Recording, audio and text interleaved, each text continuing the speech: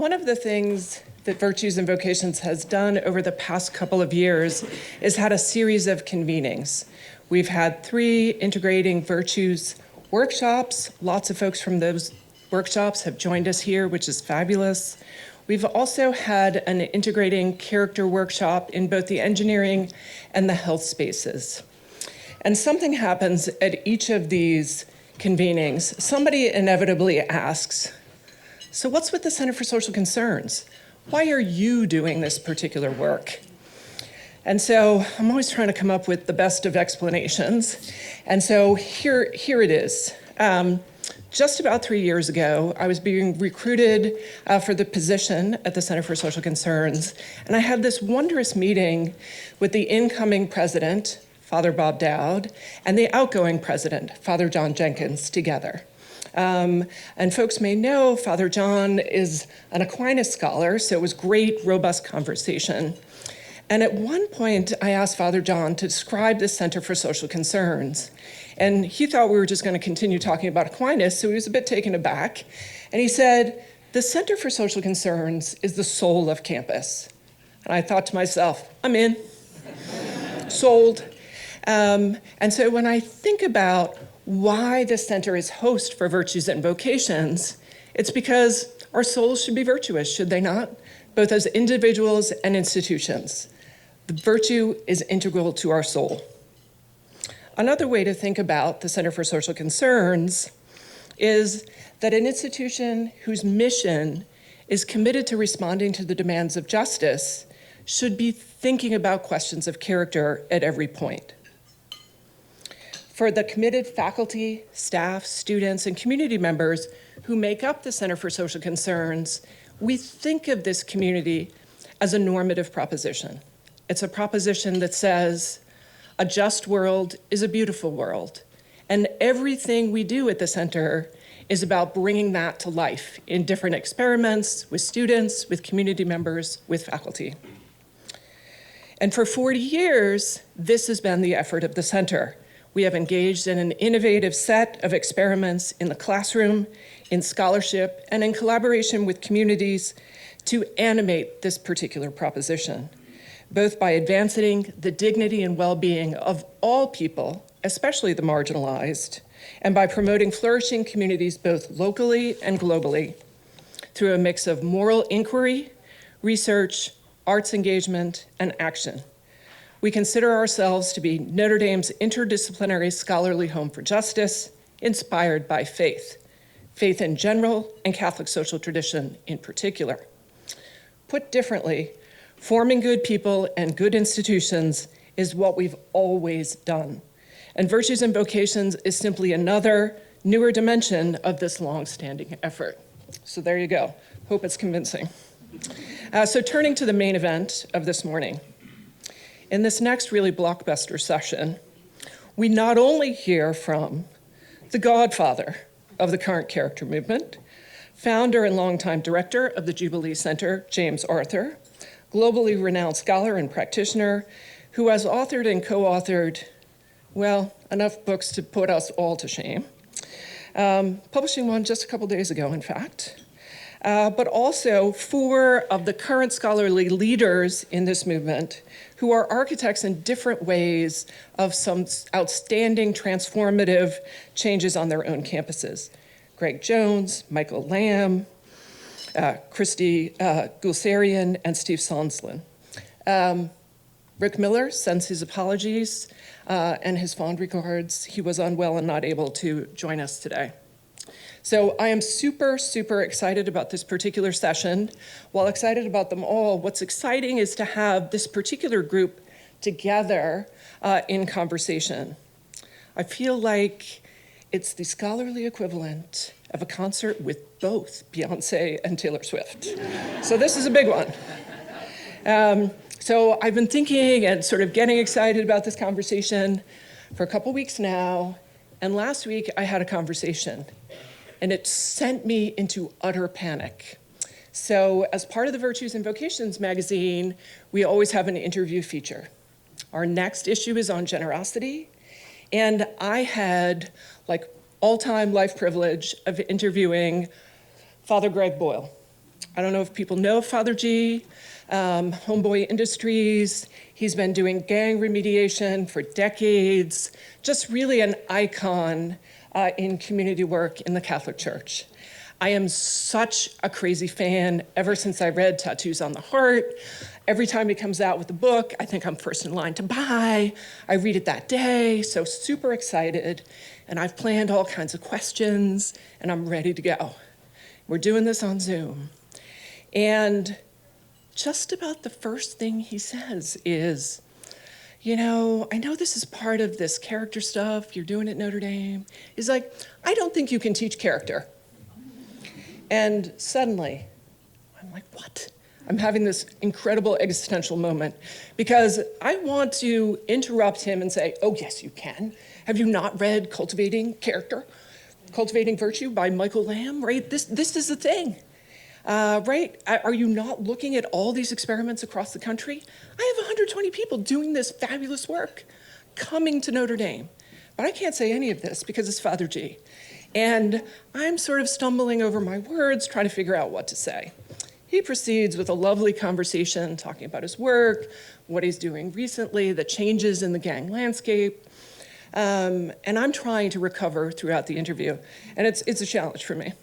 And so we're rounding up the interview. And at the end, he's like, I mean, I appreciate you're doing this character work. I mean, I know David Brooks, and I like David Brooks. It's like, but this character is really not where it's at. It's about love. And I'm like, yes, but love and character. But of course, I can't say that. Again, it's Father G. So he sort of describes his work in terms of his ability to see and cherish every human being he encounters. And he describes it in the most extraordinary way. And I start to get a little convinced. I'm like, but no, we have people coming, and they're going to talk about teaching character. So,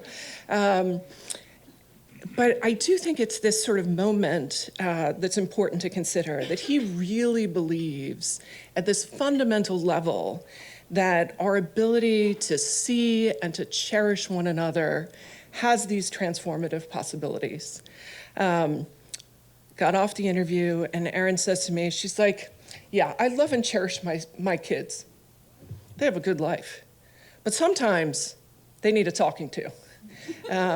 And so there's more to this. And so fortunately, Erin helped me recover from this moment. And I am so thrilled to be able to have this conversation with this stunning group of people who have done so much important work in the character movement most recently. So with that, I'm going to turn it over to James to share some of his mighty wisdom. Thank you.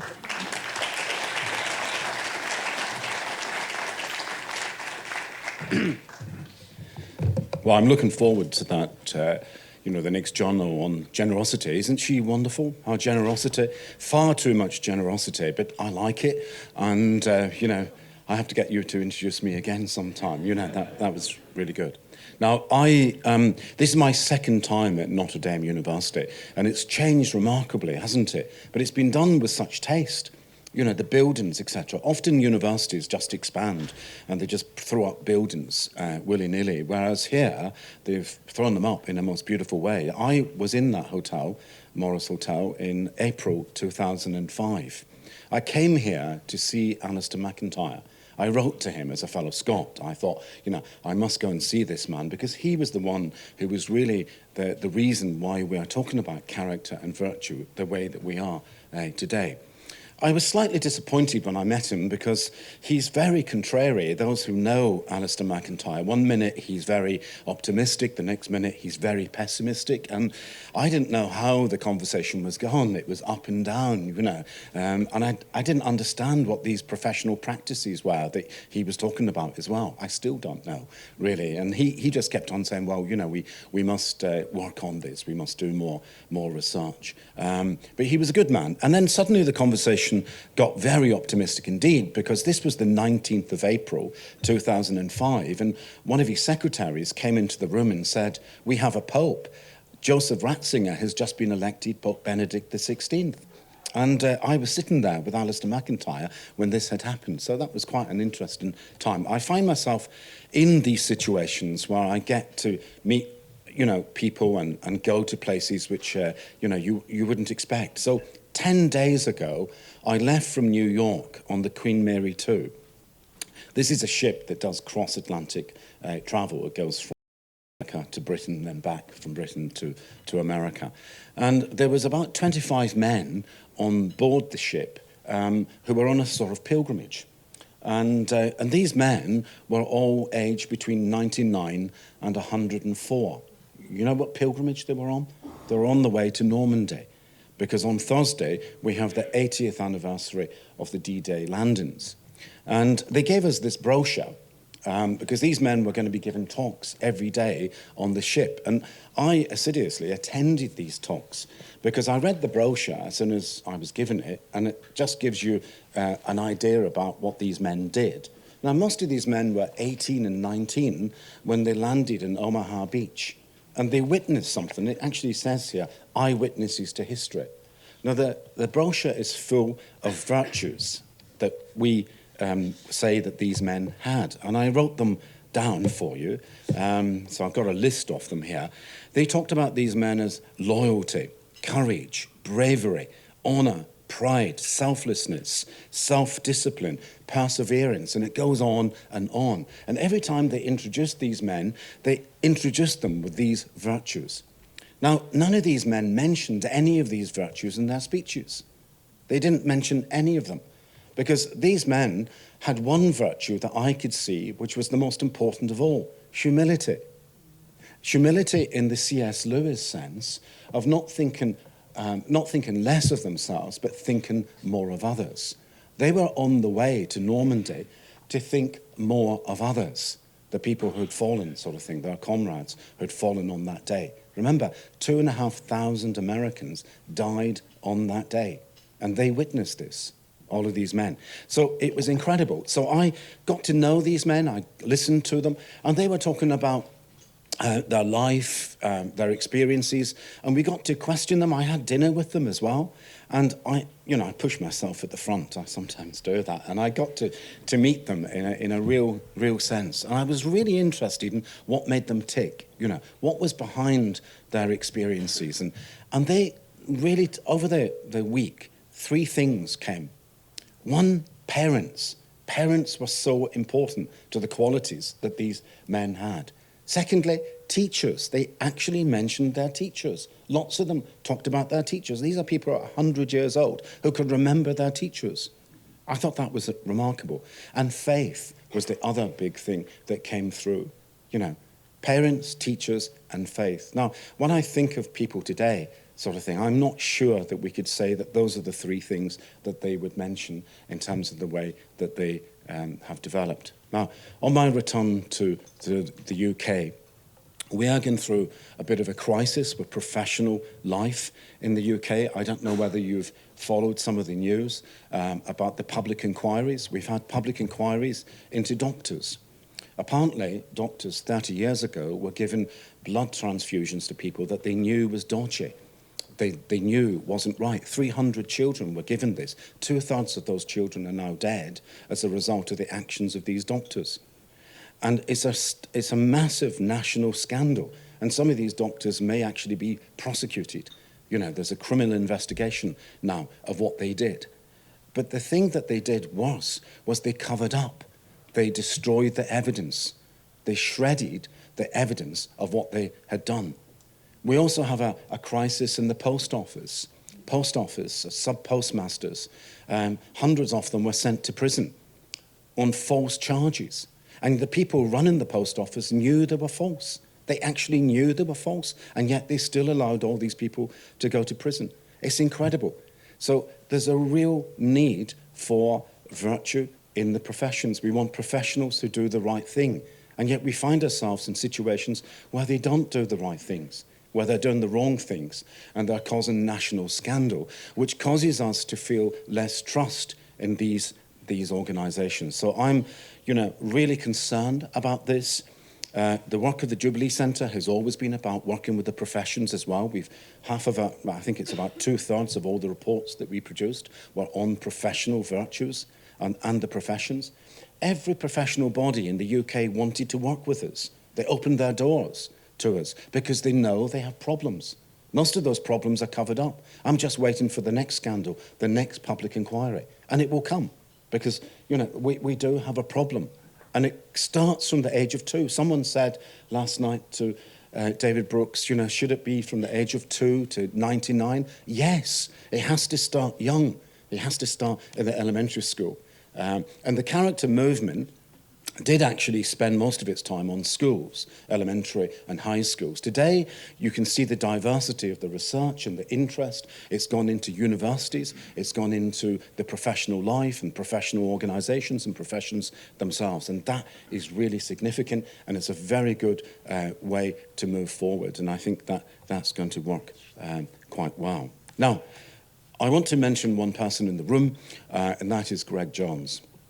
Greg Jones has made a really significant contribution to this debate over the many years that he's had. And I know that because even this project came from Duke University to Notre Dame. Suzanne was at Duke, and she was encouraged and inspired by Greg Jones. And Greg Jones is important not simply because he's a trustee of the John Templeton Foundation or because he's implementing what he believes at Belmont University in terms of character and the professions and virtue. He's important because he actually believes it, and he's mentored and inspired so many people. So I think Greg Jones really does stand out as an individual who's made a significant contribution to this debate. And he's often not mentioned. He tends to be in the background. Perhaps that's where he likes to be in a way, but he does do a huge amount. And when we look around and see what work is being done, I have to mention the remarkable work at Wake Forest, under Michael Lamb. I'm saying that has been remarkable. Over the last 8 years, what they have done and the potential that is coming in the future. I'm very much looking forward to the next 5 years and to see what Wake Forest has done there. So Wake Forest has made a really remarkable contribution to this debate as well. And then you look further afield and you go to Arizona, and Cristy is here. The work of Principled Innovation, the work at Arizona State University should be mentioned as well. But I want to go back a little bit. Candice Vogler at Chicago University and Jennifer Frey, who was at Chicago University, they did a project called Virtue Insights 10 years ago. And I think that began the basis of it in America. There was a great deal of work done on the virtues at Chicago University by these two wonderful people. I know both of them, and they are fantastic. And they did a fantastic job there, beginning a whole series of conferences and meetings that took place at that time. So I congratulate them and what they have done as well. But we also have many other people in the room. I have to mention, because I'm a senior fellow at, I'm told, at West Point Military Academy, and we have Scott Parsons here. Where's Scott? Scott there. And not Wake Forest, I keep on talking about that, but I look to Scott, and he has done a remarkable job at West Point Military Academy in terms of the introduction of character and virtue into the professional education of the officers who are there. And I've seen that firsthand, and I've seen what he's done, and he's now at Texas Tech, sort of thing, working with Steve here, and we are going to look for more to come in this area. And West Point continues to do good work in this area as well. St. Mary's University in Minnesota under Father James Bruns has done a fantastic job, and I think Michael Hand is here. It's a great place. They did a really remarkable job in terms of what it looks like in a faith university to have character and virtue. Alabama University and the Hope Institute down in Alabama, great work has been done there as well, and it continues. And I have to mention, as a senior fellow of the Kern Family Foundation, the work of the Kern Family Foundation itself in the Wisconsin Medical School in terms of the network for medicine. in terms of their engineering, the tremendous work that they're doing in engineering, and also the work that they've done at Boston College. Samantha is here, and Chris Higgins is here at Boston College in terms of education and leadership. There's great work taking place in all of these areas. And also, lastly, the Flourishing program at Harvard, very important as well, because not only are they sort of doing tests for Flourishing, they're actually thinking about what can we do to help. Because once you give someone a test, what it does is, well, I'm strong here, but weak here. How do I strengthen myself in this area? And I think it's going to be common cause. All of us can contribute to that in the future. So I want to finish with a couple of statements about this. If this was to be given the best prize for aesthetics, I think Notre Dame would do exceptionally well, sort of thing, in that, and you would win first prize for this. But this is a great program, and I have to say, Suzanne has done a fantastic job in putting, and our team have done a fantastic job in putting this program together. And I want to congratulate you and applaud you for everything that you've done and bringing us all together for that.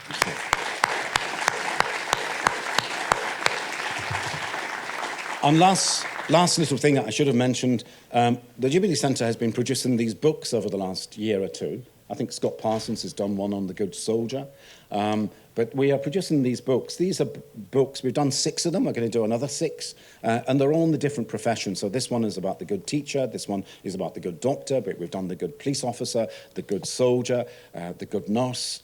We're carrying on with a whole series of, and they're all based on research as well. And we're doing these, they're not out there, I should have told you. I didn't mention it to you, otherwise they might have gone out there as well. But we are producing a whole series of books. I'm editing these with members of the team there as well. So thank you very much.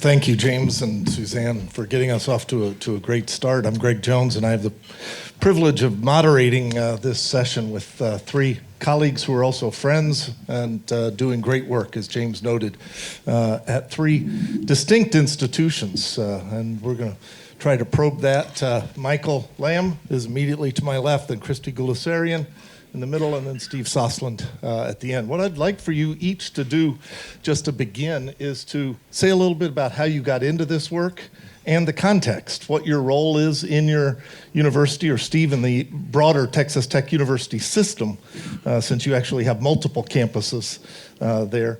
But let's begin at the end. Steve, why don't you talk about your role in the Texas Tech University system and how you got interested in this work? Sure, thanks, Greg.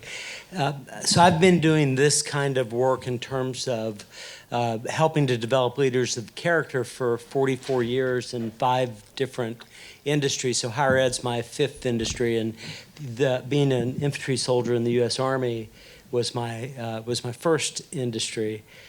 Several years ago, when I was working in Fort Worth, Texas, at the University of North Texas Health Science Center as the Chief People Officer, helping to integrate a values-based culture and then leader development programs to help leaders learn how to lead in a culture like that. I had the opportunity to meet the then president of Health Sciences Center, one of the health-related institutions at Texas Tech University in West Texas. His name's Ted Mitchell. And Ted invited me to come help start that at one university that made up the Texas Tech University system. He was then promoted to chancellor. So in Texas, with public universities, each university is headed by a president, and then the presidents report to a chancellor of the system. So he asked me if I would help expand the values-based culture and leader development programs from one university to 5. That's what led me to being able to hire Scott Parsons, another colleague, Jason Weber, who will take over as I retire at the end of next year. So what brought me to this was a passion for what can we do and what can organizations look like if we actually have leaders that truly care about their people and we can enhance their character development. Something that I learned as a cadet at West Point in programs like the ones that Scott and Ben and Kevin help lead. And then seeing that work in different industries, I thought there was no better place to do that than higher education. So that's what brought me here. Great. Cristy, how about Arizona State? So, hi, my name is Cristy Guleserian. I'm with Arizona State University and work on our Principled Innovation Initiative there. So I came to higher ed in a very strange, messy pathway. I never intended to be in higher education. I actually was in the healthcare field. My background's in interpersonal communications. And I had taken an interest in emotional intelligence when I was working for a very small pediatric therapy organization. And one day I was on a webinar, and there was another woman there from Phoenix and it was this international webinar, and she just sent me this, private message and said, hey, let's get together. We're both in Phoenix. And so we met for coffee, and she started telling me about what she was doing with a nonprofit that she worked with, the CASA Center for Positive Social Change.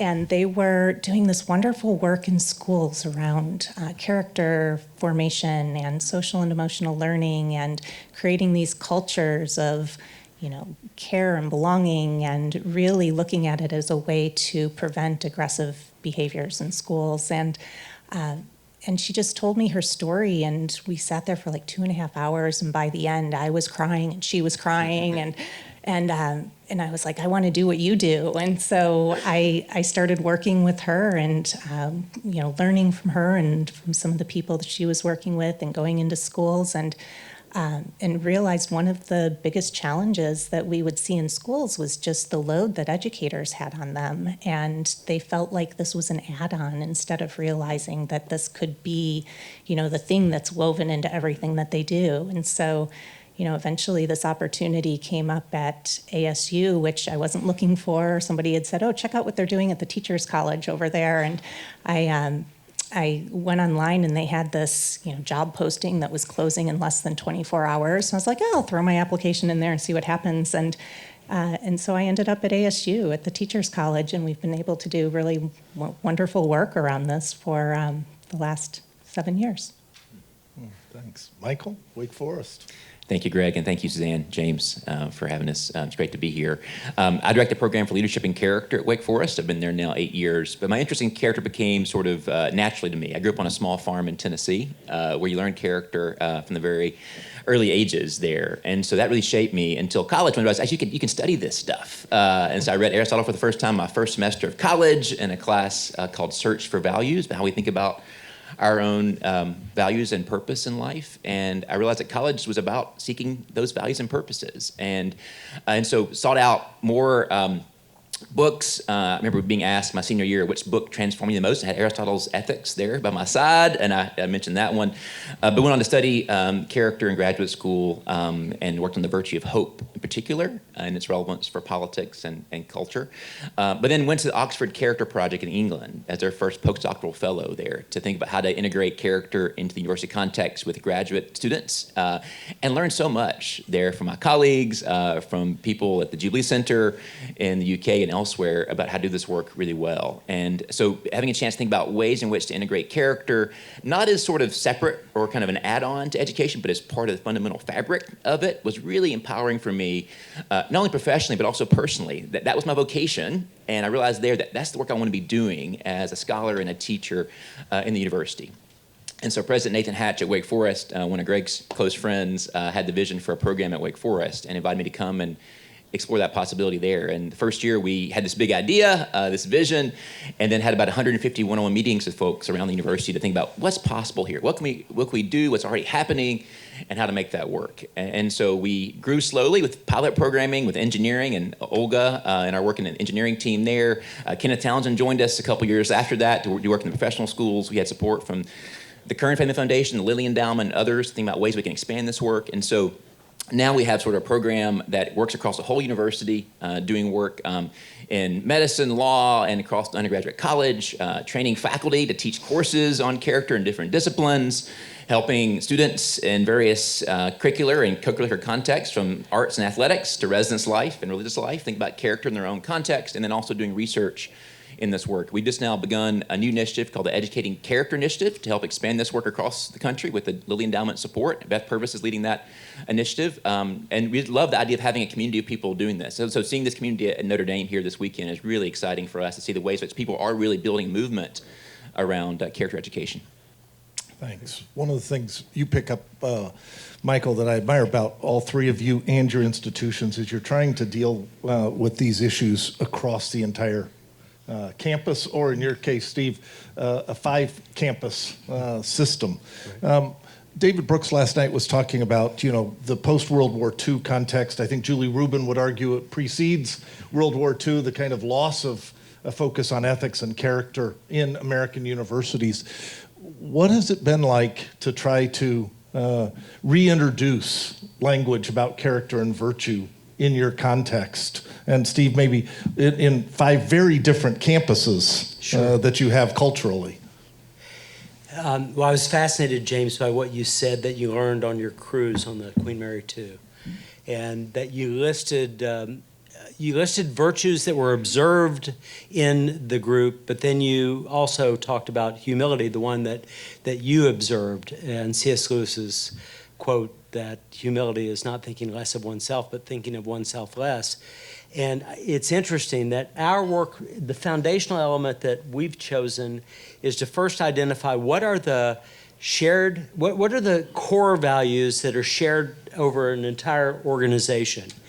And what if we could begin with that? To do it, we've got to scrape off layers. Because in our lives, we have all these wouldas and shouldas and couldas that people are telling us that we need to do, and hate I think that's taught. I was actually fascinated by what Father G told you, Suzanne, that character cannot be taught. What if he's right? What if it can't be taught? What if actually none of us can teach it? And what if we go to Samuel Johnson's quote, the 18th century English writer, who said that people need to be reminded more than we need to be instructed. So what if what we're doing is not actually teaching character, but we are scraping off the layers and reminding people of what the God-given humanity is that unites all of us, despite, it's easy to see our differences. So what we begin with is this values summit is what we call the event.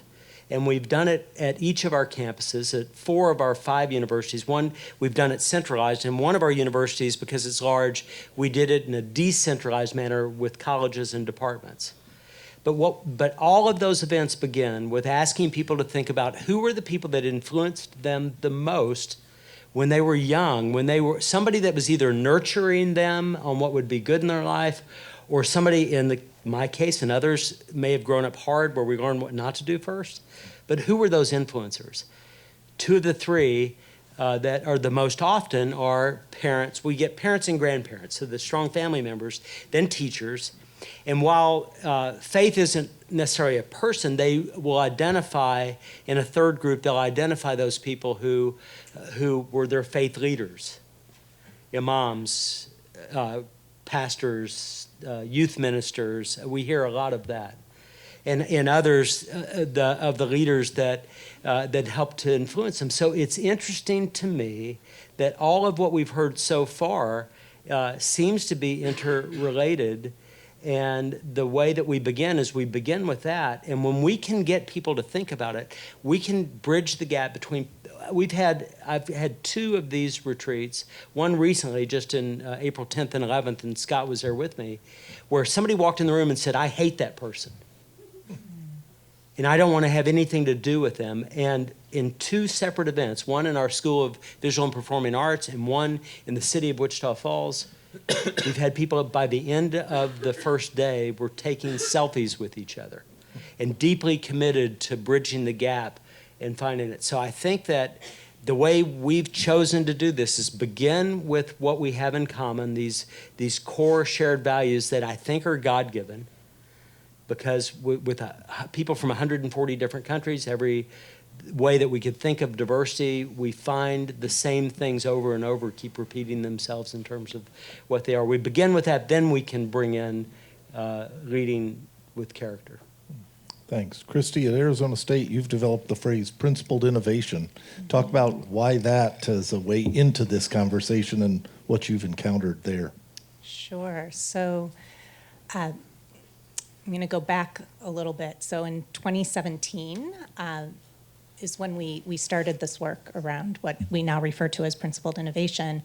But at that time, we had a new dean at our College of Education, Carol Basile, and she had come into her role with this passion for really needing to change education systems, recognizing that the systems of education were not working as well as they possibly could be for all kids. And we're at Arizona State University, which if you've been to Arizona, you've seen a bus go by that says #1 in innovation on it.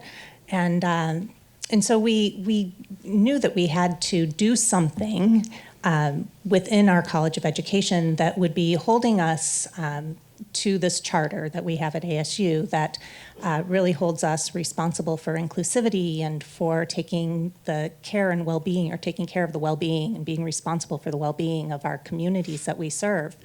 And we're a large public university, and so we were having conversations around, well, what does this mean for our College of Education? What is our responsibility to prepare educators to become like change makers or innovators, and being able to change systems from within the systems that they're working in.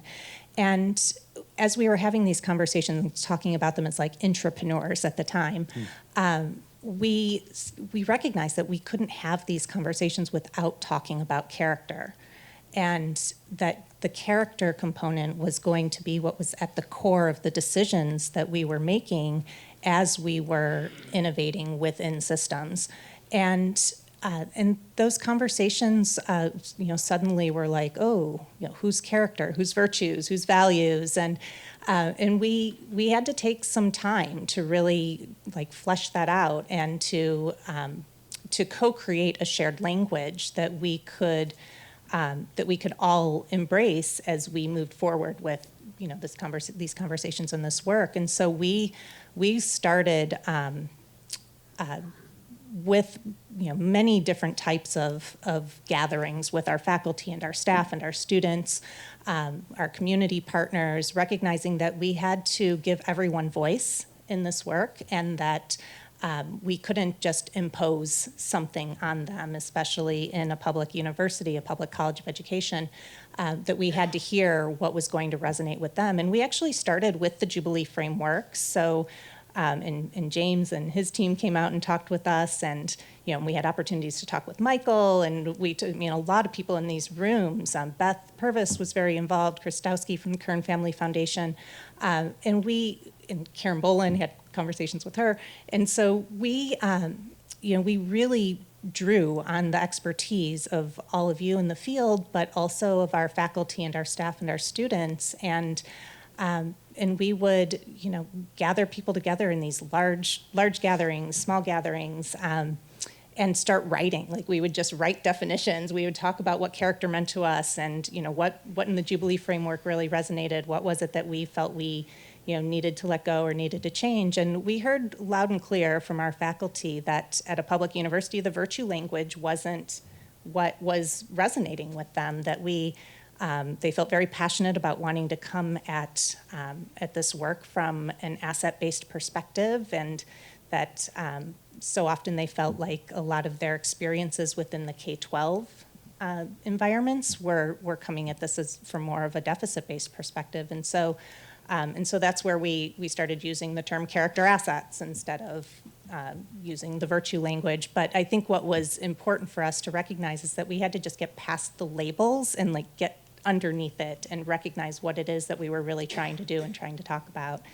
And so we've contextualized this as, character in our decision making, And now, 7 years later, it's been adopted at the university by our president of the university, Michael Crow, has named what we refer to now as principled innovation as a design aspiration for our university. So it's like one of our core values. And so now we're back at kind of like those year one conversations again, where we're starting to think about what this looks like across different contexts at the university. Thanks. Michael? So Wake Forest has a fertile soil for character. You know, we were founded in 1834. The founders wanted to create a university for students, quote, of good character. It's part of our initial sort of founding documents in that way. And we've had various leaders over the years who've sort of plowed those fields to make that possible. And I think for us, what we've been very exciting to see is the ways in which it's been a combination of both sort of high-level leadership from the administration, from the presidents, including President Hatch, and also President Wente, our new president at Wake Forest, who's been very committed to this work, as well as sort of bottom-up engagement from faculty and staff. I think we realized early on that this wouldn't work if it's just a top-down initiative of the president. It has to be something that the whole university really takes in, makes their own, co-creates, as Cristy said, in ways that's really organic and really expansive. And so that's where the discussions with faculty and staff became so important, is how do you build this sort of network in your institution where everybody feels they have ownership of this, ability to shape it, to see how it works, and also to recognize that many people are already doing this work in our institutions. They're already shaping character. And so the question is, how do you begin to name it, to help them see it that way, to then give them support, resources, language to identify it and grow it. And we've been very encouraged as we think about our work across both the undergraduate college and the professional schools, how many faculty have been so sort of engaged by this work and creative in doing it, including not just in humanities disciplines like my own, but in engineering or in medicine or law or computer science. We have faculty member now in computer science doing this work. And so I think for us, it's been that excitement around sort of having faculty recognize that they can do more than just teach very narrow, specialized knowledge or even professional skills, but that character gives a kind of larger context for this work for students and also for themselves. Faculty have said to us that, wow, I'm a much better teacher now because I realize my own purpose in teaching has been reclaimed beyond just giving this very narrow knowledge to actually expanding the whole person, even myself. And so I think it's been a very important part of our work to really expand it in ways that people feel ownership of. And also can help us make it better. We've gotten a lot of good ideas from faculty across our university about how to make this work better and more effective. So I think that kind of buy-in is really useful. We have the great benefit at Wake Forest of having faculty who preceded us, Christian Miller, for example, in philosophy, Arana Jayakrima in psychology, who for years have been doing detailed research on how to develop and measure character. And having that sort of faculty base of research has been vital to us. It showed that that this was not just sort of a warm, fuzzy feeling we had about character. It actually can be backed up by rigorous research that I think other faculty around Wake Forest have seen. And now we have people doing this research at Wake Forest, including some here in the audience who are actually assessing this work to show that actually it can be done, and it can be done in ways that is really effective. And so I think that combination of both sort of deep relationship building and research and evidence-based is really crucial. Thanks.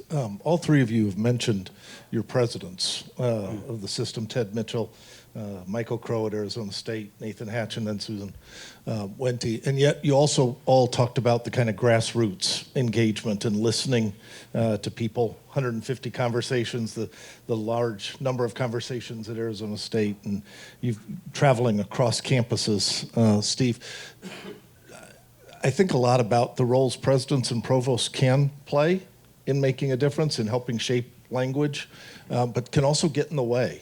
And a way to stifle creativity is sometimes for it to be seen as coming out of the president's office. In that sense, how as leaders do you see the holding together, needing to manage up and get the presidents and provosts doing what they need to be doing, as well as encouraging trust among people at the grassroots level, faculty, staff, as well as students and student organizations? How have you been managing that in your leadership role? Yeah, it's a great question. I think it varies at different institutions. I think at Wake Forest, we have a very relational institution where so much happens because of conversation. And it's a large university, but also pretty small. And I think that's been important for us. So I think it's having conversations with people. What we realized is that a lot of people have desires to do this work, but just don't know how. And so if you give them really concrete ways that this can actually support what they already want to do anyway and make it even better, we found that to be a very helpful strategy, because it seems like we're not just sort of adding something onto their plate, we're actually enhancing and expanding what they already want to do. So we found both for leaders who have certain goals for the institution, be that increasing, for some of you, increasing recruitment and retention, or advancing student well-being, or even helping sort of diversity, equity, and inclusion work on campuses, that character can be a very important part of those larger institutional efforts to really expand and deepen that work beyond just a kind of checklist approach in some way. And those who actually in the classroom want to take their students and not just teach them about entrepreneurship or literature, but about humility and about generosity and about empathy, that this work can actually give them tools and resources and sort of examples, many of those in this room, of how to do this work in different contexts. So I think for us, it's kind of finding ways to kind of marry their own interests and aspirations and goals with tools and support and resources to do this work in ways that are effective. And we just learned a lot from faculty about how to make that marriage more enduring in that way, and been really impressed by the number of faculty who offer really creative examples of how to do this work in different contexts. We've learned a lot about how faculty take these ideas and then sort of adapt them in ways that are really creative and expansive. So I think for us, it's been that sort of conversational approach that tries to think about ways to identify existing interest with tools and resources and support. Cristy? I agree with everything you just said, Michael. For us, I think having our president make a commitment to this work by explicitly saying that this is something that we value at the university, and making that change to our design aspirations. So we have, this mission that I mentioned before, that we're all kind of driven by this mission, and that's why people come to the university. That is about inclusion and about caring for the communities that we serve. And then we have these design aspirations that for 21 years, we had 8 design aspirations. They stayed that way for that many years. And then suddenly, President Crow had said, well, I think this is important enough for us to add another design aspiration. And that, it was the time it was just the moment to make it explicit, and recognizing that, this is, like Michael was saying, this is work that people are doing across the university. Everyone is already thinking about, how they can do their best work, how they can, be the, how they incorporate character and values into the work that they do. Those are things that are important, but it hasn't been explicit enough. And so by adding this commitment, it has just kind of created a way to elevate all of this work that's happening across the university. And it's also given us an opportunity to deepen that work as well. And so the approach that we've been taking is, I think what you were talking about, Greg, that we have kind of this commitment from leadership, but it's very important for us to have this kind of bi-directional approach where we have groups of people that are passionate about this work, that are coming together, thinking about what this looks like in the different contexts in which they're working in. So we use a community of practice approach where we have right now what we refer to as catalysts that are in our various colleges or units that have committed to doing this work, that come together, and we have a faculty member and a staff member from each college that comes together twice a month and in different retreats, similar to what Steve is talking about. And we're having these dialogues about what character means for us individually, as well as a community and as an organization, and then also in the specific context, whether we're in education or in the School of Arts and Design or the business school, or or we have an emerging medical school, and these are all very different contexts that have a very specific set of professional values that they've already been committed to growing. And so how does this this framework for principled innovation that we're introducing to the entire university, how do they make sense of that as individuals and then as communities as well? And I can't think of any other work that's happening right now across the university, but I mean, it's a massive place, so it's, I'm sure, happening, and I just don't know about it, but where we're bringing, though, this dialogue together, building these relationships across the different colleges and across contexts in a way that has just elevated these conversations about character and about values, and has helped us to make connections between all of the really good work that's already happening, and then finding ways to collaborate and on new work as well. Steve? Two of the most impressive and inspiring events that I've been to, shortly after meeting Chris Stowski, you invited me to a Wake Forest event, and so I had a chance, not only, Michael, to see your program and to hear, and this was when you had Cornell West as a speaker, but it was walking across your campus. It was walking into the buildings. It was interacting with the students to see that that what you say is true, and that is Wake Forest is for students of character, because it was easy to see that. And then to go to ASU at a Coalition for Transformative Education event and be able to see that the leaders were deeply committed to making sure that this was something that that you were going to be able to grow and grow the programs within it. But I will tell you that my biggest professional challenge and the thing that keeps me up at night is the word sustainability.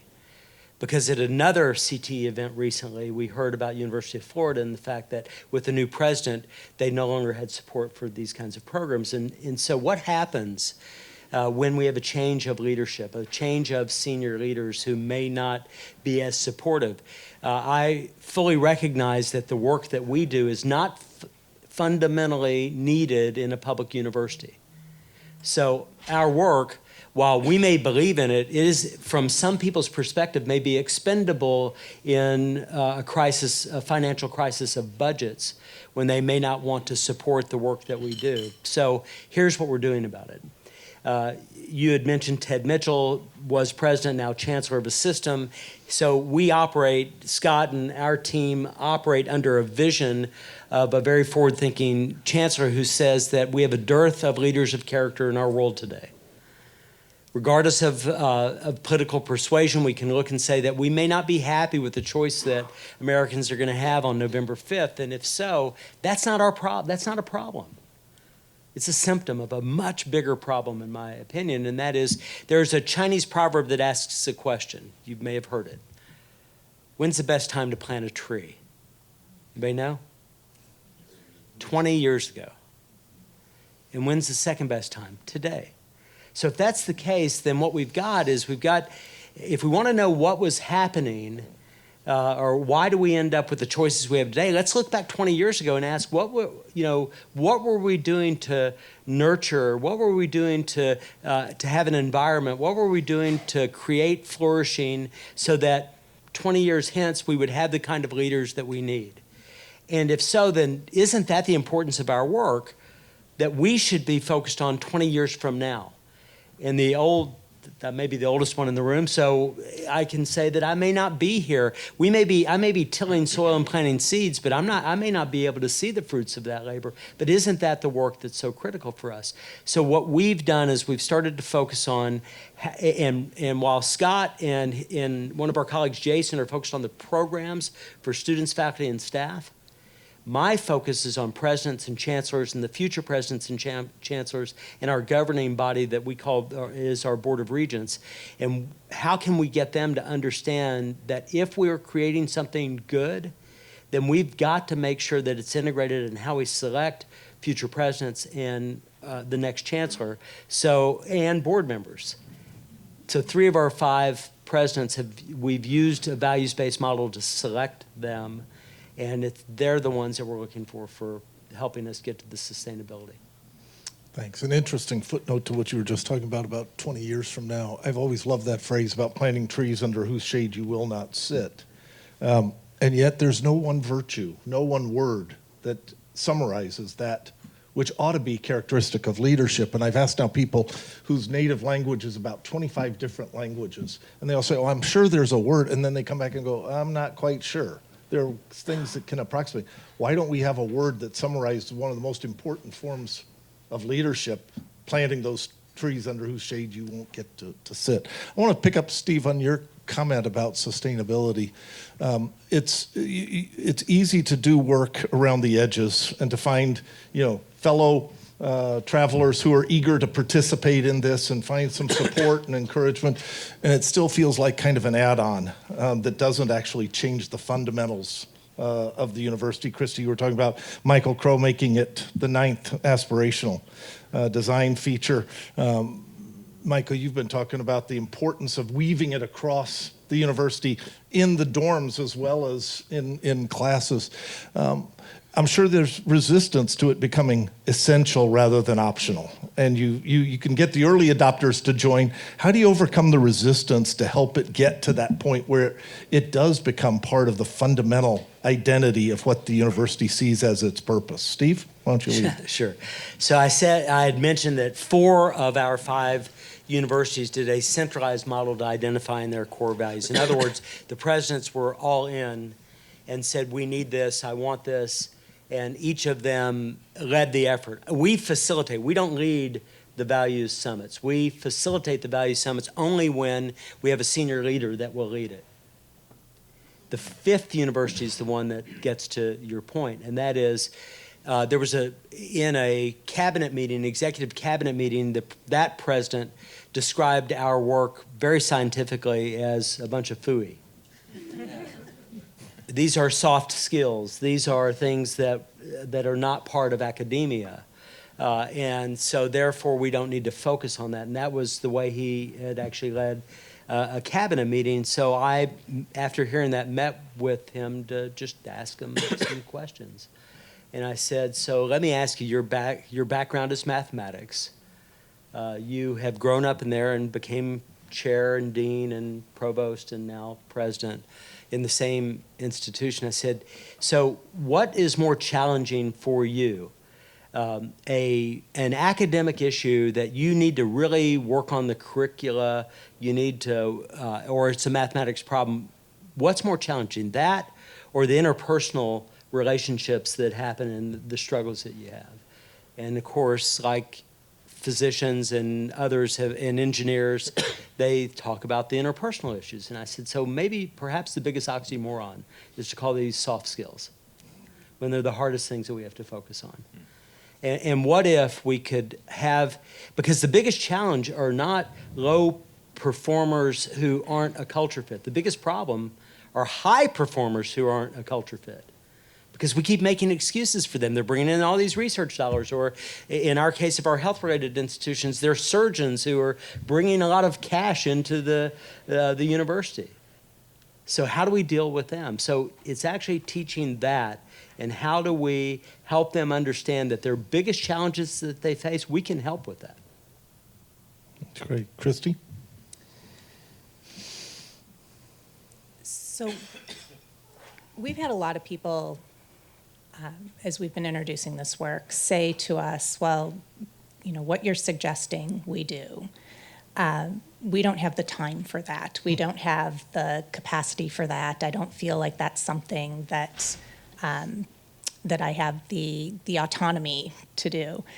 And a lot of our conversations and a lot of our work has really been around culture, around systems and systems change, and recognizing that we have to create the conditions within the university that allow for the time and the space to be able to take a step back, to pause, to reflect, to really consider the decisions that we're making before we take action. And that's been, I think, one of the biggest tensions that we've found, because we're operating, and I don't think this is unique to ASU. It seems to be the one thing that keeps coming up is we're operating in the space that is so fast-paced. We hear about, like, well, we go at the speed of innovation, and that oftentimes makes people feel like they don't have the time to just take that step back and pause. And so we have focused quite a bit on, well, what are the conditions that we can create and how do we do that? And sometimes that is done in like very small incremental steps, and it's an evolutionary process. And so I had mentioned the communities of practice that we bring together.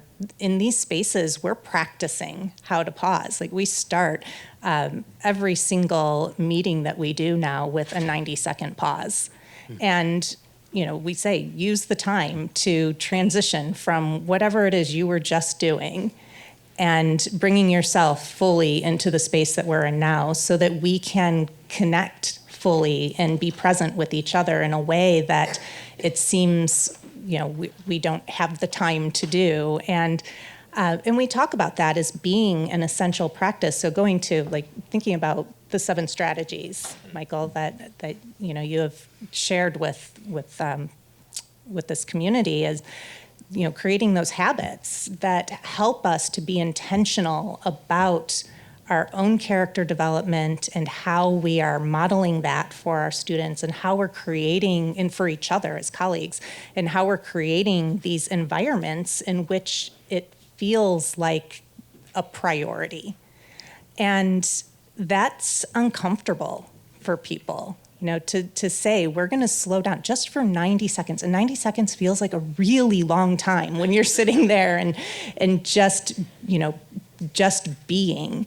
But, connecting that back to how we make our decisions and practicing the slowing down intentionally so that we can be intentional about the questions that we ask ourselves and the questions that we ask each other and how we interact with each other and how we collaborate with each other. That, while it seems like a small thing, I think has greater possibilities. And so I think managing our expectations about how much we can do and how fast we can do it is something that, as somebody who is sharing leadership in this work, I need to take a step back. Those that I work with, we all try to take that step back to say, where is it that we can make an impact today? And what is it that I can do as an individual today to contribute to the conditions that will be conducive to character formation? And, start there. and that, seems to make it a little more manageable for people. Thanks. Michael? I think for us, what we've seen is that one of the biggest sources of resistance is the language of character. You mentioned this, Cristy, Steve, you mentioned this as well. I think many people don't know what character is, or where they do know what it is and don't like it very much. They think it's what people, in the past have said it was. And so part of our real challenge is how do we help to create conversations where we actually sort of expand the language for them and help them understand what actually character is, how it might connect to actual virtues. Many people might resist character or virtue. They don't resist humility or courage or empathy or justice. So how to make it much more concrete for them and to focus on those qualities. And also recognize that as we do this work in institutional context to make it organic, we also have to give enough sort of freedom and space for faculty and staff to do it in their own creative ways, while also trying to maintain coherence. So flexibility and coherence is a constant tension for us as we try to navigate enough space to make people actually take it up as their own, but also saying this is also character language, not just something else that we're doing here. So that's a tricky balance to hold, but we try to do that in our own work at Wake Forest. So those discussions are very important. Also, I think it's important for us to recognize that we know each other by our fruits, right? And the work we do actually has results. People see that work, and often our best message about character actually is the work we do. And so we've had faculty, for example, come to our workshops in the summer and say, I thought character was this. I was very suspicious of what you're doing here until I did your workshop, and say, oh, I can actually see myself in this broader, inclusive picture of what character might be. And so that's been important for us to recognize different ways to do this work. I think also then finally, like both of you mentioned, this process of creating spaces for discussion where there is co-ownership. We just went through a new strategic framework process at Wake Forest with our new president, and that's a very community-wide effort to think about what Wake Forest values. And we're very encouraged that now, after all this time, now faculty and staff are mentioning leadership and character on their own as a key priority. And it's in all three of the main pillars of our new framework as being central. So I think seeing the ways in which faculty now have embraced that as something that's their own, not just something that's the president's idea, has been a very encouraging thing. But I think those conversations are really crucial. Thanks. You all have responsibilities at your institutions and strengthening those institutions, as Yuval Levine nicely describes institutions at their best are molds of character, and that's your day jobs to really focus on that kind of work. And yet you're also involved in these networks of conversations. What are the role that networks are playing? And you're now charged by the Lilly Endowment to actually help create a network through other grants to help accelerate and deepen that movement. What's the role that the networks and relationships across institutions play in stimulating imagination or coming up with ideas or overcoming resistance? Yeah. Why come to conferences like this? All the above, Greg. All the above.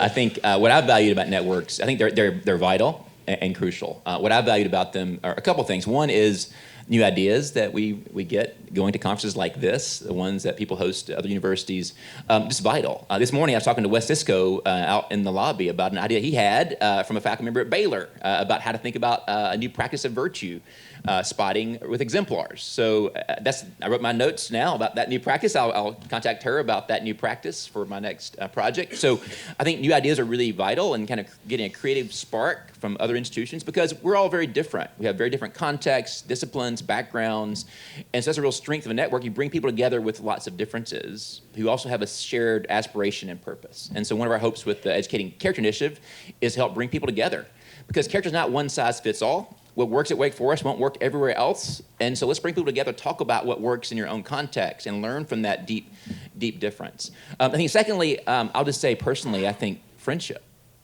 is really important. I see many friends in this room right now who we've worked together, we've talked together, we've done this really difficult work of understanding institutional complexities together. And I think when you're in a network like this, you realize you're not alone in this work. Often you can feel at the beginning, especially, that you're doing this in your own context. You're kind of you're alone in this work. But we're not alone here. And I think seeing that robust community has been valuable for me and ways people actually think about this. And the networks that have been supported by this work that are growing now, I think are a crucial context for forming friendships as the kind of center of character. Cristy? I agree with everything that Michael just shared. I think there's this component of relationship that is so essential that forms in these networks. And Michael, what you just said about doing this work, or you don't feel like you have to do this work alone, I think about that quite a bit. Oftentimes when we're in the work and we're there, it feels sometimes isolating, and to be able to come to these conferences and the different offshoots that come from these conferences, like the work that Sam has done at Boston College and with the KPCEL, where we've had these smaller work groups that have emerged from the larger network. Those spaces have been so beneficial for me personally. Same thing. I walked in last night and I saw all of these familiar faces, and I didn't know, I've never been to this conference before, and so I didn't know that there would be so much crossover. And I think this idea of the connection between all of the networks that are starting to form because of the commitment that the Kern Family Foundation has made, and Templeton Foundation, and now with the new Wake Forest networks that are starting to form, these networks of networks have become so essential in this work. But I think about the conversations that in the one specific work group that I'm thinking of, where Maureen is here, and we get to talk once a month or so about the work that we're doing and about the the complexities of it and the messiness of it, and the wonderful celebrations that people can have around the work that they're each doing and what we can learn from each other, and that has been so important for me personally, but also I feel for the field of our collective work as well, to be able to continue to learn from each other and grow together and see this spread in a way that it has over the last I've been involved in 7 years. I know it's been before that, but just to see how it has spread and in the different ways and the reach that it's had, it gives me some hope for for the future of this field and the work that we get to do together. That's great. Steve? Yeah, I would think three things for me, camaraderie, collaboration, and curiosity. For when we began the work in Texas, we were doing it after we'd seen it fail at our largest public university system, the University of Texas, where their chancellor had been fired for actually trying something like this. And he, part of what he had done is he said he was going to require every student in their 14 universities to take 1 hour of leadership with character.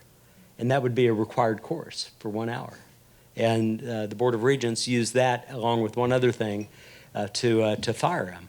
So we were on those, coattails seeing that. And so we thought the work we were doing was very much on our own. We were by ourselves. It was lonely. We were isolated, the same things that you said, until thanks to Scott, who introduced me to Chris, who invited me to Wake Forest, we were able to see, wow, there are a lot of you out here that are working on this. So the camaraderie of that, I think, is really important to the network. The second, the collaboration, is none of us are as smart as all of us working together. And so I have learned in every event that I've come to a nuance or something else or something I'd never thought of, and it's added a lot of value to our programs. And every time we come back, and Scott and I will talk about this afterwards, and we'll say, how are we going to use what we've learned, and how can we integrate this to be better? And the other is the reminder to always be curious. That if I will remind myself of that, so that each interaction that we have, I can learn from you and understand that, I get a chance to be at the knee of the masters with every conversation at any of these events, because there's something that you're doing that is incredibly special, that's incredibly unique, that's influencing other people in a way that I've never been able to do it. And so if I remain curious, then I'll get a chance to be able to stand on the shoulders of you as giants. One final question, then we'll open it up to the room to ask you all some questions. But I want to perhaps go 30,000 or 50,000 foot level. I was talking to a business guy not too long ago who said, if you look at higher education as an industry, it's a sell, not a buy.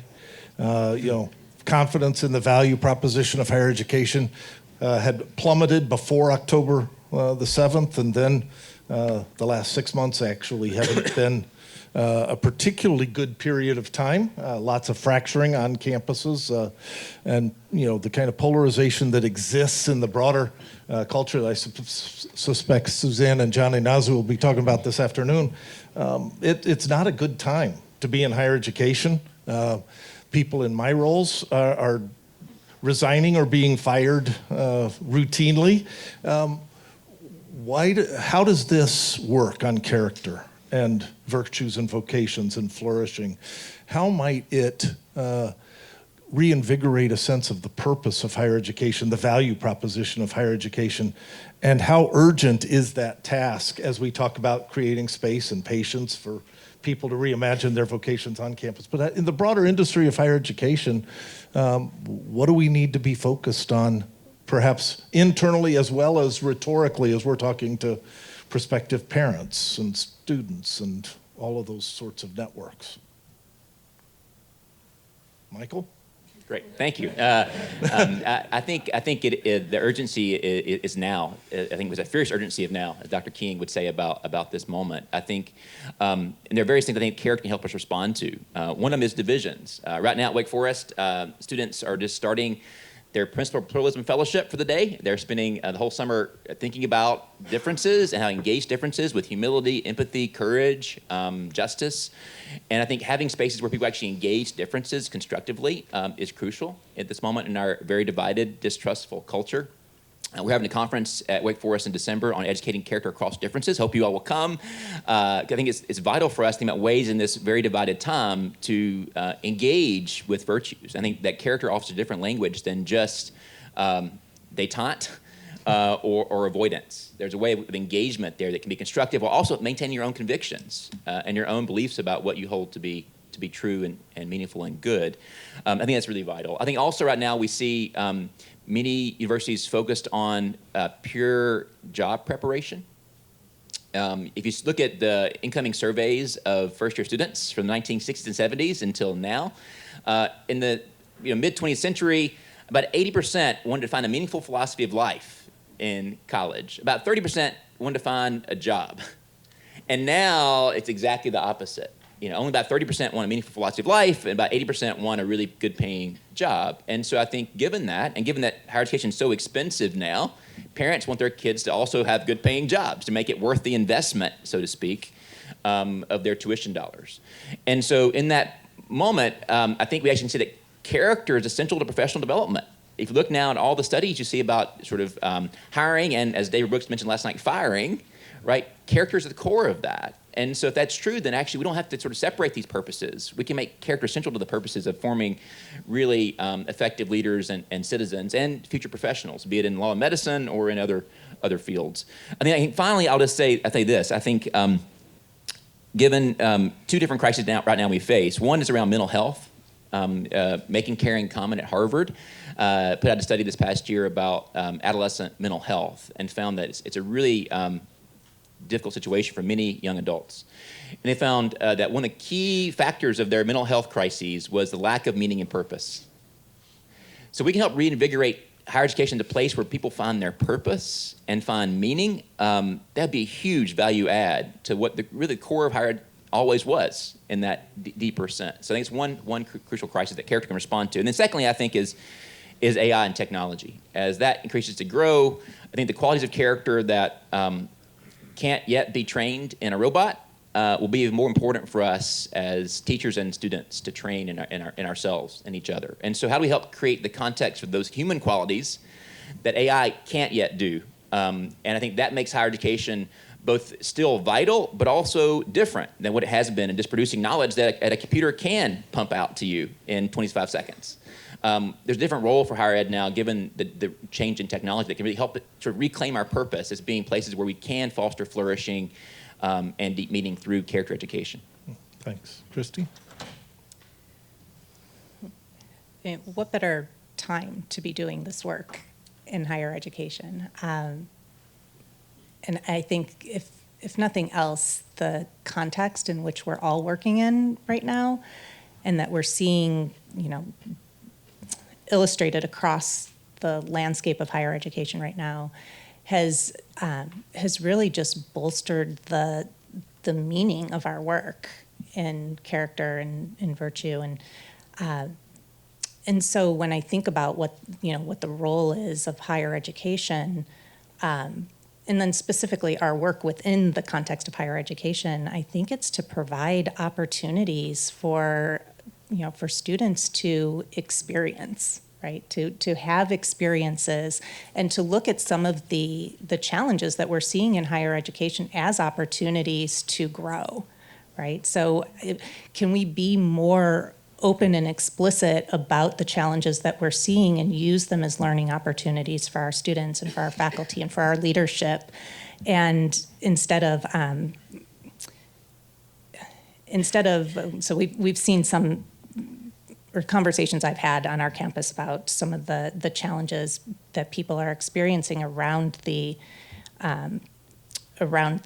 challenges we're seeing across higher ed right now, is that they just don't want to have the conversations. Let's just, brush it aside, ignore it, and not engage in the dialogue because they don't know how to engage in that dialogue. And I think this is something that David had mentioned last night when he was talking, that we don't know how to talk with each other. We don't know how to see each other and dialogue with each other in a way that's productive.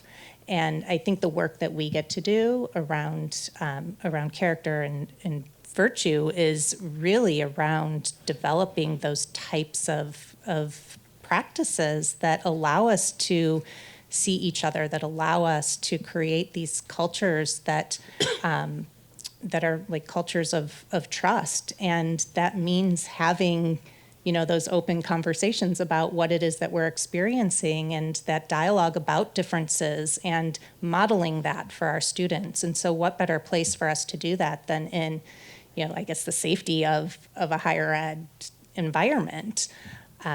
But that means that as faculty and staff and those that are given this responsibility of forming these emerging adults, that we have to be able to do that as well. And so what is our individual responsibility to model these things for our students, and to use all of this, I'm just going to use the word, all this chaos as an opportunity to really learn and grow through it.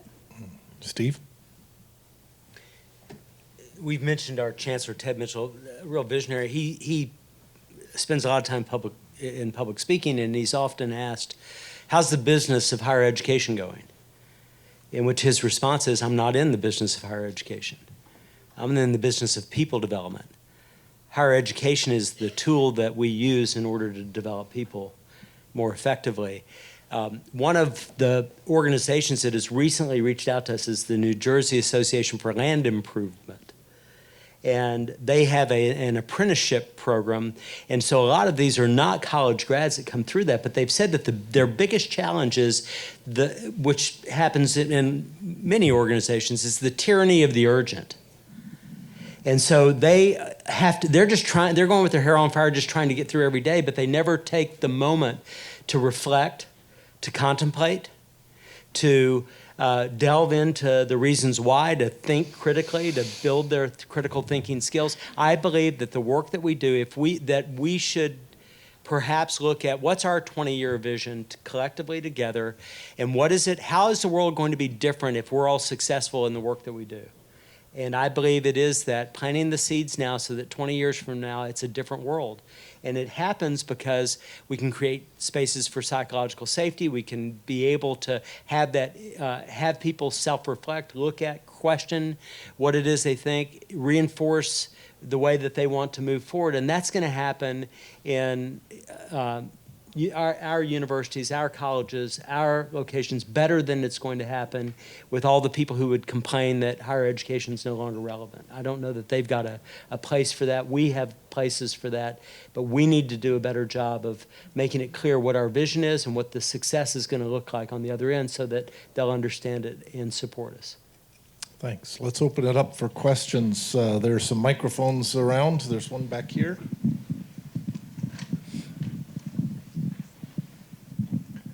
Hi, my name is Graham Bullock, professor of political science at Davidson College near Wake Forest, and really enjoyed the panel.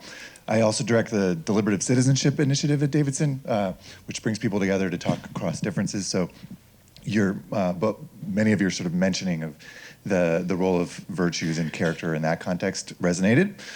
We talk about deliberative dispositions as a key feature of productive conversations across differences. So that's a great way into this conversation. Another one, though, that I wanted to ask about is also very immediate, and it's come up as an opportunity with artificial intelligence. And I think across academia and outside of academia, there's been a lot of questions, related to the use of AI and in the classroom and beyond. And a lot of colleagues, are maybe more interested now in questions about academic integrity and honesty and trust in ways that they maybe were not a year and a half ago. And so I'm curious how you all see AI as both an opportunity, as a kind of pathway into these conversations, the possibilities of that, but also the pitfalls of taking advantage of that interest, because there is a sense, there's the upside of AI, but also this sense of the dark side of it. And so how are you thinking about that, and what advice do you have for us, as many of our institutions are really trying to sort of think about academic integrity in a much more rigorous way than we may have been in the last few years. So thanks. Let's take that. Okay. It's such a great question about artificial intelligence. So ASU, I think, has taken a little bit of a different approach around AI than I've heard from other colleagues at different institutions. So we've actually partnered with OpenAI.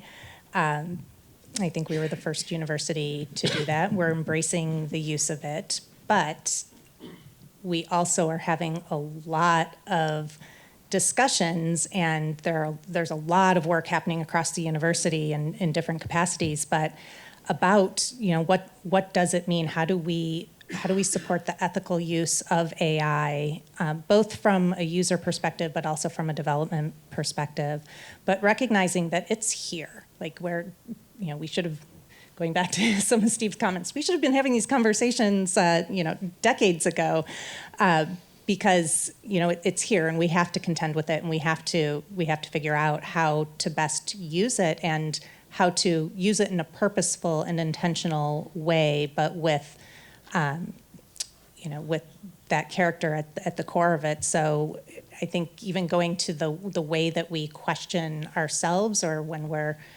using AI, when we're training AI, what are the kinds of questions that we can be asking ourselves about the way we're using it, and how we're applying it. I'm actually working right now with one of our faculty who has a huge interest in AI, but we're wondering like how we can identify those that are using it in ways that are aligned with our, we embrace these 4 domains of character around moral, civic, intellectual, and performance. So how do we ask the kinds of questions that are identifying how these things are showing up in the way that people are using AI? And how do we then share that with others so that we can share these, like, I don't know if you want to call them archetypes of ethical use as case studies. And I think that if we're just being intentional about that practice, and aware of what's out there, and embracing it in a way that allows us to be cautious and curious, but also not fearful of what's going to come with it. I'll just add, thank you, Cristy. I think it's really, really insightful. At Wake Forest, we found that many faculty who are worried about academic integrity now because of AI are coming to us saying, what do we do about this? And so we've been having conversations the last few months about that with different departments. And we have a kind of university-wide initiative now beginning to emerge across different disciplines around how we think about AI for humanity. Our motto at Wake Forest is for humanity. So what does it mean to actually direct the purpose of AI toward more humanists and serving humanity? We've also found that faculty in areas that deal with AI are also very open to this work. Our first kind of department at Wake Forest to do this work was in engineering. Olga Parakos and Jessica Kaler and others doing this work in engineering. And they've been very open to this work as kind of a pilot. Now we're doing this work in computer science now. We have a great faculty member there who's doing kind of thing about AI and character in that context. So I think there's a real eagerness and hunger for it. Think about both the use of AI, also its design and the way that it's designed, and how to think about biases and sort of human inputs that might actually shape AI in ways that might not be reflective of good character. I think one challenge we think about a lot is the way that AI might also displace agency. If character requires us to act and habituate certain practices and ways of thinking, knowing, and being, then the more we rely on something else to do that for us, we're displacing our own agency, or outsourcing our agency to somebody else. And I think it might actually prevent the kind of character development that we actually need, right? So how do we make sure we use the technology, design it ethically and well, but also not displace our own agency in making those decisions? And so I think that's going to be the trick for us going forward. And how do we balance that tension in ways that's crucial? I've written about the virtue of digital temperance and the need to kind of reclaim the model of temperance as a virtue to avoid both excess of reliance on technology and also the lack of kind of resistance to it in ways that might not be helpful. So I think temperance and wisdom in this case might be valuable virtues as we navigate a pretty uncertain and complex dynamic. Grant, thanks for the question. And I can't speak for our 5 universities because we're all over the board in terms of how people are adapting to it, those who are the early adopters that are quickly coming on board, those who are the laggards who are digging their heels in, that are cynical and not wanting to. We've got the full gamut of Everett's diffusion of innovation in terms of AI. But I can talk about what we're doing within our programs. We're embracing it. And we actually borrowed from West Point in terms of there's an acknowledgement statement. And do they still use that, Ben? Okay. So cadets are require that, whatever their sources are, they just have to acknowledge their sources if it's not their own original thought on a paper, and then they put their signature on, and so there's a bit of integrity that goes with that. So what Scott and Jason and I have talked about with our programs is let's use the same approach. It's okay. Use AI. In fact, Scott talks about how when he was at West Point, he would require cadets to use AI in order to use that. But the rich work comes afterwards with students, and that is have them defend it. Have them, this is where we can get back to really re-emphasizing the critical thinking skills and the problem-solving skills, and we do that. And then, like you've talked about, ethical case studies around it, because it's going to pose that. But it's not the first disruptive technology. It may be the fastest disruptive technology, but it's not the first one that's caused us ethical dilemmas. And so, and especially when we have two health-related institutions with medical ethics. And so what we're trying to do is one of the 8 points that we use in a compass model for our development programs is about ethics. And so we're using this in order to create ethical case studies for students, and this freshmen have different challenges than graduate students, and so we try to find appropriate ethical case studies where we can bring in the dilemmas that we are hearing about, or those that we can project, and have them deal with that. That's not a solid answer for you, Grant, but that's our approach right now.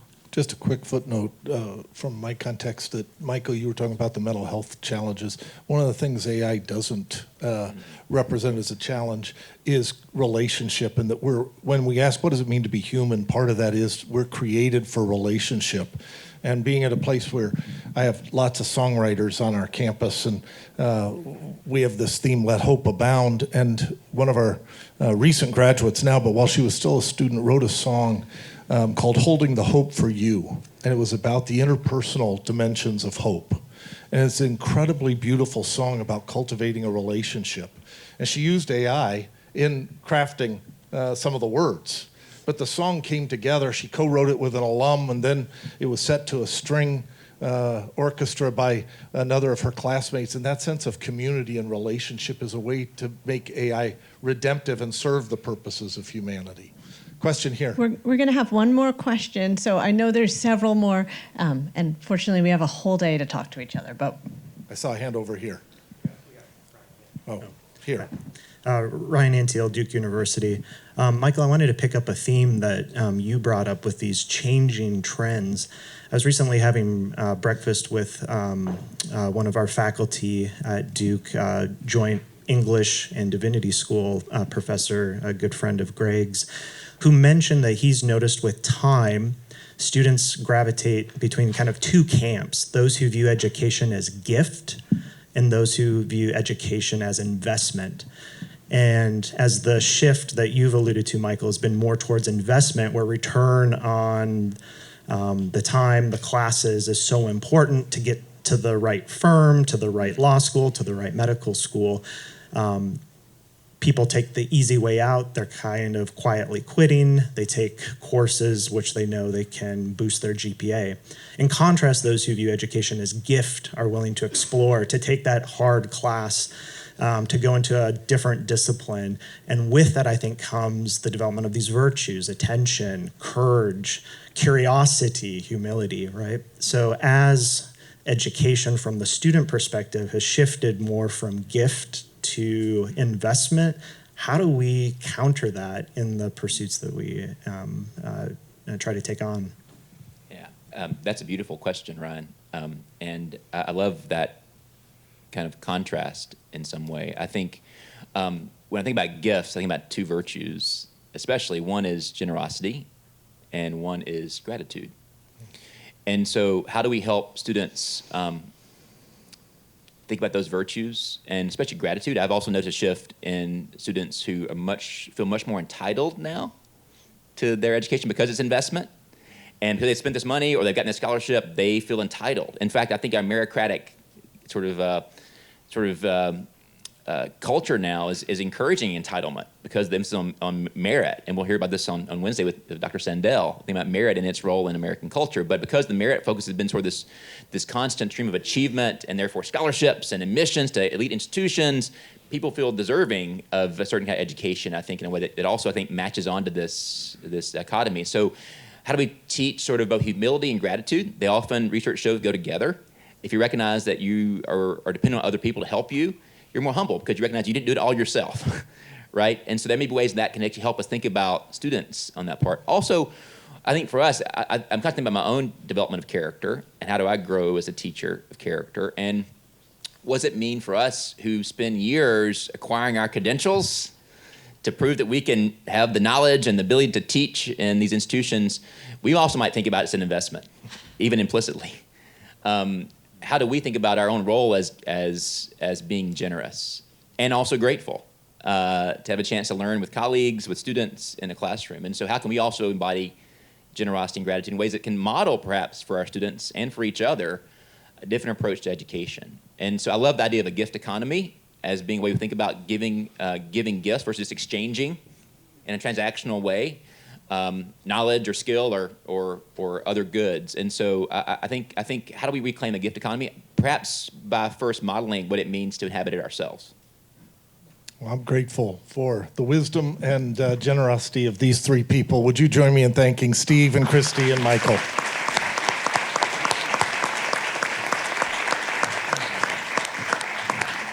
So I just want to thank these four extraordinary individuals. James mentioned early on the notion of humility. And I did want to call out Greg, because when I invited him to do this, I said it would be an opportunity to talk about all the amazing work at Belmont. And so do know amazing things are happening, and Greg is here. So find him, seek him out, and find out what's happening there at Belmont. In the spring, we had a workshop, and Lester Liao, a physician from Toronto, educator, said, jerks can't cultivate character. He used a different word, but it's a big audience, so I won't use it. And I think one of the things that I have loved about this panel is the humility, the grace, the thoughtfulness.